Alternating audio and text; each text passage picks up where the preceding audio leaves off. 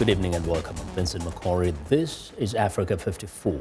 We begin tonight in Iraq, where Islamic State fighters on Friday have launched a major counterattack on the city of Kirkuk.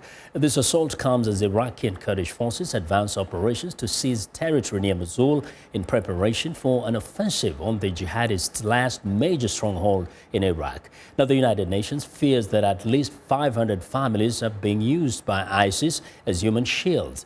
Meanwhile, the humanitarian crisis looms. VOA's Heather Murdock reports from northern Iraq.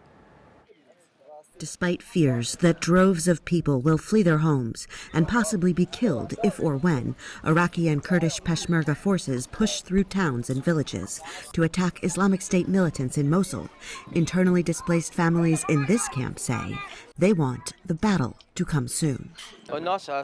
We hear from the people we know still in Mosul that they just want Islamic State militants to be gone at any cost. They are ready for the militants to get out at any cost.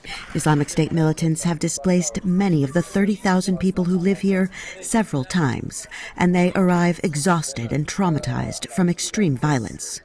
Aid workers say the camps here are full, and they are trying to get more resources to build more emergency housing. They may need more time, they say, but the longer the fighting continues, the worse it will get.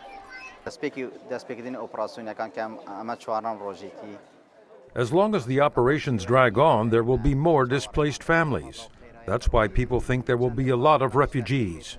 Winter is coming, and it will be a big problem. We can't provide homes for all of them.